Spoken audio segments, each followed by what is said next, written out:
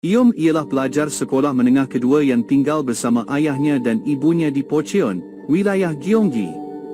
Pada 5 November 2003, dia memutuskan untuk pergi ke rumah kawannya untuk bermain sebentar selepas sekolah. Bimbang dia mungkin lewat untuk temu janji ibunya, dia menghubungi ibunya untuk memberitahu dia akan mengambil jalan pintas pulang.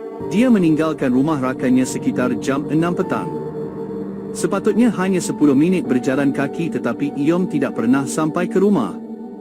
Selepas menunggu hampir sejam lagi, ibu bapanya mula menghubungi gadis itu, namun telefonnya telah dimatikan dan mereka segera melaporkan kehilangannya kepada polis. Walaupun mereka telah mengambil tindakan dengan cepat, ia sudah terlambat.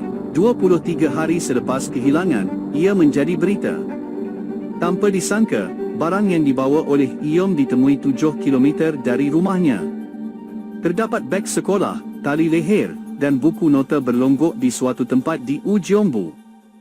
Tetapi setiap tanda nama telah dikoyakkan, satu tindakan yang membuat orang ramai membuat spekulasi kemungkinan dia telah dibunuh. Bagaimanapun, siasatan itu tidak mempunyai sebarang petunjuk lain selain itu. Itu sehingga beberapa minggu kemudian, apabila lebih banyak barang ditemui, termasuk telefon dan kasut sukan gadis itu. Peliknya, tiada sehelai pakaian lain ditemui. Kecewa dengan kurangnya kejayaan penyiasatan, polis memutuskan untuk mengadakan operasi yang turut menggerakkan pasukan tentera.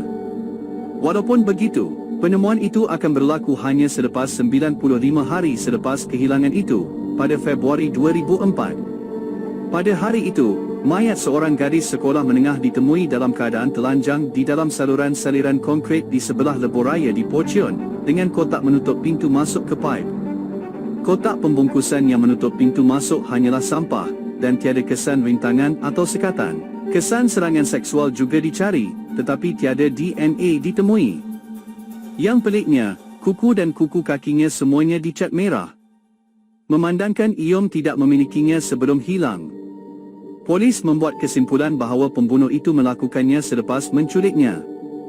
Walaupun usaha daripada kedua-dua polis dan tentera mencari pelakunya menjadi semakin sukar, hanya 16 tahun selepas kes itu berlaku, laporan daripada seorang pemberi maklumat datang. Ia dari seorang gadis yang bersama Iom 5 hari sebelum dia menghilang. Dia mendakwa bahawa dia hampir diculik sendiri. Dia menyatakan dalam laporannya bahawa sebuah kereta putih mengintainya dalam perjalanan pulang dari sekolah. Pemandu itu disifatkan sebagai seorang yang kurus dan mempunyai tangan seperti tangan lelaki. Wanita itu juga menyatakan bahawa dia telah dicat kukunya.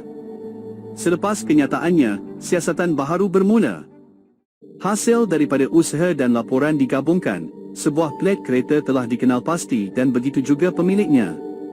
Selepas itu, lebih ramai orang datang untuk memberi keterangan tentang apa yang mereka tahu dan cebisan maklumat yang sepadan dengan penemuan baharu.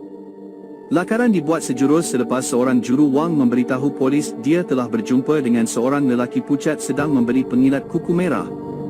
Selepas mendapat maklumat lanjut, polis berjaya menemui tempat kerja suspek. Walaupun telah memecahkan cebisan maklumat, tiada apa yang cukup konkret untuk menahan suspek serta-merta. Lebih banyak bukti terpaksa dikumpul. Malangnya, satu-satunya suspek meninggal dunia sebelum bukti yang mencukupi dapat dikumpul. Polis tidak dapat memastikan siapa yang membunuh Iom. Selepas bertahun-tahun dan kini tidak mempunyai suspek utama, kes itu tidak pernah ditutup dan mungkin kita tidak akan pernah tahu apakah kesudahan kes pembunuhan Iom.